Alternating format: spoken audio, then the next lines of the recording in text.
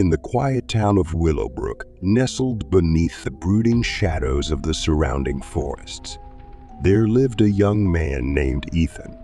He resided in an old Victorian house passed down through generations, its time-worn facade hiding secrets whispered by the wind. One moonless night, as Ethan sat by the flickering glow of his fireplace, an eerie sensation crept over him. It was as if the very air had thickened, suffocating and oppressive. His gaze wandered to the corner of the room where a grotesque shadow danced, its form shifting and contorting in the dim light. Fear clenched Ethan's heart as he watched the shadowy figure elongate, its twisted silhouette resembling something out of a nightmare. With trembling hands, he reached for the lamp, casting a swath of light across the room, but to his horror, the shadow remained undeterred by the brightness. Frantically, Ethan searched for a rational explanation.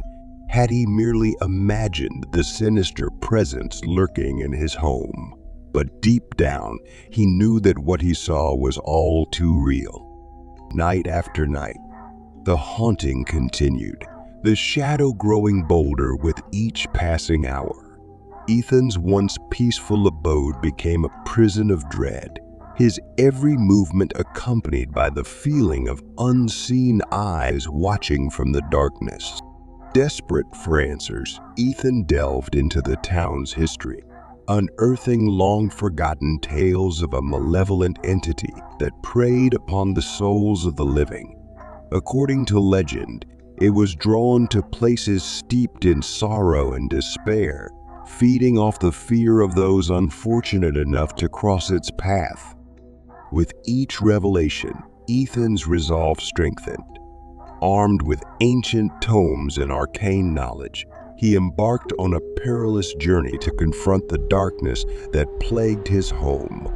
But the deeper he delved, the more he realized the true extent of the horror he faced.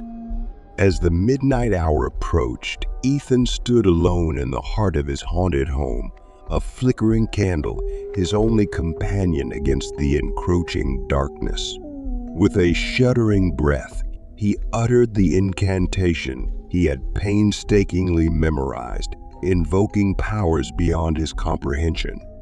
For a fleeting moment, the air crackled with electricity, the very fabric of reality warping and twisting in response to Ethan's desperate plea.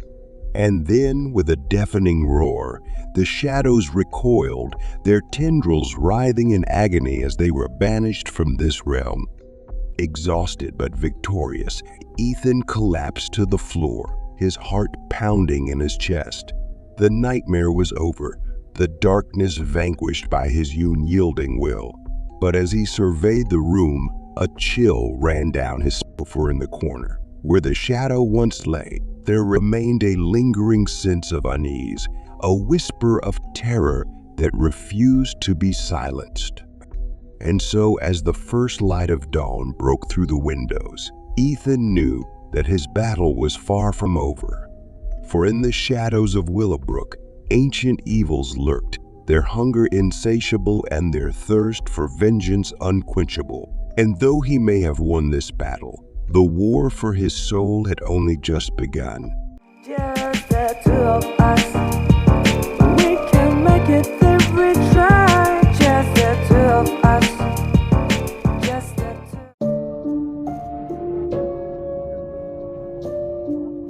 two. In the sleepy town of Ravenswood, nestled among the towering pines of the Pacific Northwest, there lived a young woman named Alice.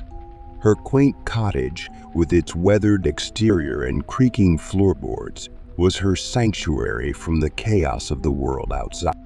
One fateful evening, as the rain drummed against the windows and the wind howled like a chorus of lost souls, Alice felt a chill creep into her bones. It was a sensation she couldn't shake, a feeling of being watched by unseen eyes that pushing aside her unease. Alice settled into her favorite armchair, the soft glow of lamplight casting dancing shadows across the room. But as the hours passed and the storm raged on, a sense of dread settled over her like a suffocating shroud. It was then that she heard it, a faint whisper, barely audible above the roar of the wind. At first, Alice dismissed it as a trick of her overactive imagination, a byproduct of the eerie atmosphere that surrounded her. But as the whispering grew louder, more insistent, she could no longer deny its reality. With trembling hands, Alice ventured into the darkness of her home, her heart hammering in her chest. The whispers seemed to follow her, their words unintelligible yet laden with menace, like the murmurs of vengeful spirits trapped between worlds. As she reached the heart of her home, the dimly lit hallway that stretched like a yawning abyss before her, Alice's breath caught in her throat.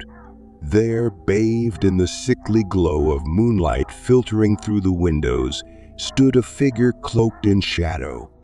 Fear rooted Alice to the spot as she watched the figure coalesce before her eyes, its form shifting and writhing like smoke on the wind. It was unlike anything she had ever seen. A creature of darkness and despair, its presence a harbinger. With a guttural moan, the creature advanced, its outstretched hand reaching for Alice with fingers like talons.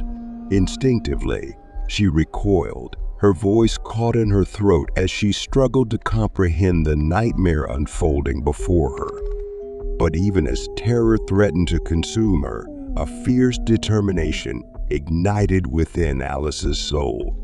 She refused to be a victim, to cower in the face of the unknown. With a defiant cry, she lashed out, wielding the only weapon she had. The creature faltered, its ethereal form flickering like a dying flame. Sensing an opportunity, Alice pressed forward, her movements fueled by sheer desperation. With every ounce of strength she possessed, she fought against the darkness and then in a blinding flash of light, the creature vanished, its whispers fading into the night like echoes in the wind. Alone and trembling, Alice collapsed to the floor, her body racked with exhaustion and relief. But even as she caught her breath, a nagging sense of unease lingered in the air. For in the depths of Ravenswood, amidst the whispering pines and the haunting cries of the night, there were forces far more sinister than mere mortals could comprehend. And though Alice had emerged victorious, she knew that her battle was far from over. For in the darkness that lurked beyond her doorstep, ancient evils awaited their chance to strike once more. Just the two of us. We can make it if we try. Just the two of us. Just the two. In the quiet suburban town of Millbrook, nestled beneath a blanket of stars, there lived a young couple named David and Sarah. Their quaint little house with its sloping roof and ivy-clad walls seemed the epitome of domestic bliss, but behind its charming facade lay secrets darker than the night itself. It began innocently enough, a creaking floorboard here, a flickering light there. David and Sarah brushed off these peculiar occurrences as nothing more than the quirks of an old house settling into its bones. But as the days turned into weeks and the weeks into months, their unease grew like a cancer, gnawing away at their sense of security. One fateful night, as a thunderstorm raged outside and the rain lashed against the windows like a desperate plea for shelter, David and Sarah retired to their bedroom, seeking solace in each other's arms. But as they drifted off to sleep, a sense of unease settled over them like a shroud. It was Sarah who first noticed it, the faint rustling coming from the attic above, like the whispers of unseen specters. With a shiver, she nudged David awake, her voice barely more than a whisper, as she recounted the eerie sound echoing through. David, ever the skeptic, dismissed her fears as the product of an overactive imagination. But as the night wore on and the noises persisted, even he couldn't deny the unsettling truth. They were not alone in their home. With trepidation coursing through their veins, David and Sarah ventured into the attic, their footsteps echoing in the silence like a death knell. The air was thick with dust and the scent of decay, the darkness swallowing them whole as they searched for the source of the mysterious sounds. And then they saw it. A shadowy figure lurking in the corner, its form twisted and contorted like a nightmare given life. With a strangled cry, Sarah stumbled backward, her heart hammering in her chest as she struggled to comprehend the horror. But David, ever the pragmatist, refused to back down.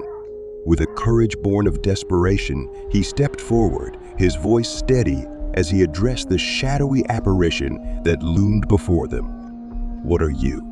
he demanded, his words echoing in the darkness like a challenge to the unknown. For a moment, there was silence. A pregnant pause that seemed to stretch on for an eternity. And then, with a guttural moan, the creature spoke, its voice a chilling whisper that sent shivers down David's spine. "We are the forgotten ones," it intoned, its words dripping with malice. "The ones who dwell in the shadows, unseen and unheard. But now we have been awakened, and we hunger for the souls of the living." With a primal roar, David lunged forward, his fists colliding with the creature's incorporeal form. But to his horror, his blows passed right through it, as if striking at nothing but air. Realizing that they were no match for the darkness that threatened to consume them, David and Sarah fled from the attic, their hearts pounding in their chests as they raced to escape the nightmare that had engulfed their home. But even as they reached the safety of the world outside, they knew that their ordeal was far from over. For in the shadows that lurked within their home, ancient evils awaited their chance to strike once more. And though they had escaped with their lives, they would forever be haunted by the memory of the darkness that lurked just beyond their doorstep. Just the two